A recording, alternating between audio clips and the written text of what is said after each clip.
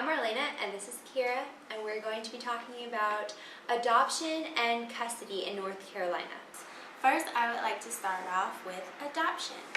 And if parents would like to seek further information, I implore you to look up Chapter 48 in the North Carolina Adoption Statute and Law.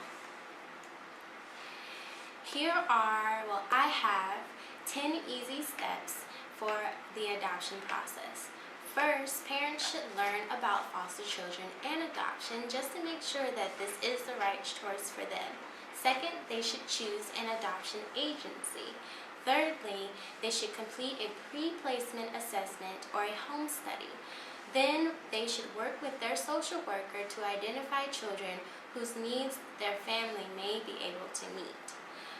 Another step is that they should submit a PPA to child agencies for consideration. Parents should also be able to visit with their child. They should also bring their child home, and then while the child is home, there will be a supervision period that they need to go through, and lastly, they will be able to legalize the adoption in court. There are a few adoption types to consider. The first two are open and closed adoptions. An open adoption is when there is information exchange about the birth mother, birth father, and the adopting parents. The second option is the closed adoptions. This is when they don't have identifying information about each other. Records are sealed. The other two adoption types are domestic adoption and international adoption. Domestic adoption is when a family chooses to adopt from their home country, and international adoption is when a family chooses to adopt from a foreign country. There are things to consider when deciding to adopt domestically or internationally. When you want to adopt domestically, you should consider waiting times. They can vary between agencies. But a pro is that children are generally healthy when medical records are available. However, parents should know that 65% of birth mothers smoke during pregnancy. When considering adopting internationally, medical records are scarce, and major and mental developmental problems resulting in poor nutrition of the children. There are ways to adopt. The first way is through a facilitator adoption agency. This is when someone or some group of people who arrange an adoption by matching a birth mother with prospective adopting parents. Things to consider is that this option is free. However, when you do pay for a facilitator, it becomes illegal. But there is no guarantee that the adoption will work out. When using an adoption agency, each county in North Carolina has a Department of Social Services that provides or arranges for adoption services. In addition to public agencies, there are private agencies that are licensed by North Carolina Division of Social Services to provide adoption services. This option is not free. Hi, I'm going to talk about custody in North Carolina. For further information, you should see the North Carolina Uniform Child Custody Jurisdiction and Enforcement Act and the Uniform Deployed Parents Custody and Visitation Act. Those may seem long, but they're very essential to learning about custody. There are some questions that you may ask when thinking about custody, as who will get the custody? It depends. If it's settled in court, a judge will determine what is the best interest of the child. A judge will take into consideration every relevant factor. While parties can conduct outside the court as to who has custody of the children, the court always has the opportunity to come in and determine the best interest of the children. There are different types of custody. There's joint custody, which is sharing of the children between the two parties. There's sole custody, where one party gets custody of the children most of the time. There's physical custody, which is where the children are physically staying. And there's legal custody, the ability of the parties to make important decisions for the children, such as education, religion, or medical. Can a parent refuse to allow visitation if child support is not paid?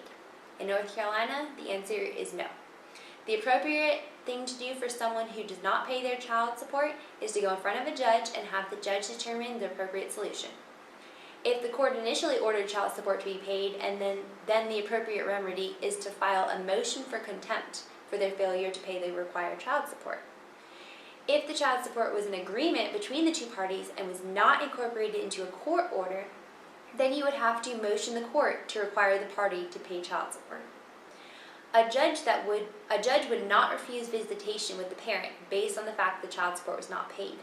If custody and support were ordered by the judge and you refuse visitation, you may get into a situation where you have both violated the order of the court, one for the child custody and the other for failure to pay child support. Do grandparents have custody and visitation rights?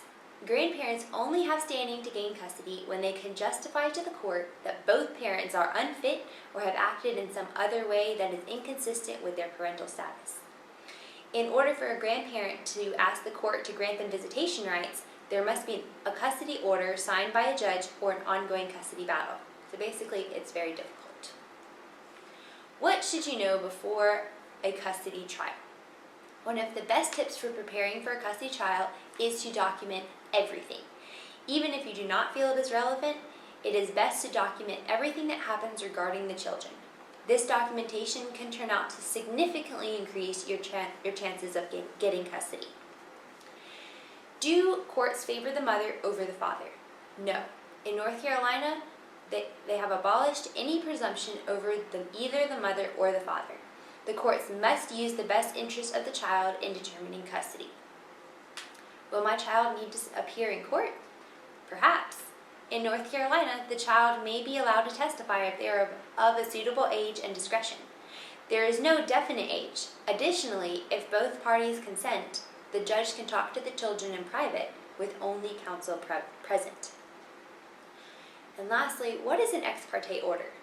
An ex parte order is an order that is granted without giving the other side notice of the hearing. An ex parte order is only granted in circumstances that there is substantial risk of bodily injury or sexual abuse, or substantial risk that the children may be removed from the state to avoid jurisdiction. An ex parte order is only granted for short periods of time. At the conclusion of that time, all parties come into court and the judge hears from all parties and decides whether to continue the ex parte order based on all of the evidence. Before we leave you, we do have a few discussion questions that we would like you to think about. Our first question is, considering the differences between open and closed adoptions, which do you believe is the best option? Second, what are some factors to consider when deciding between domestic and foreign adoption? Thirdly, what are some situations where custody might be a consideration? Our fourth question is, how might the difference in situation affect the family differently? And lastly, when is it a good idea to ask for an ex parte order? Thank you.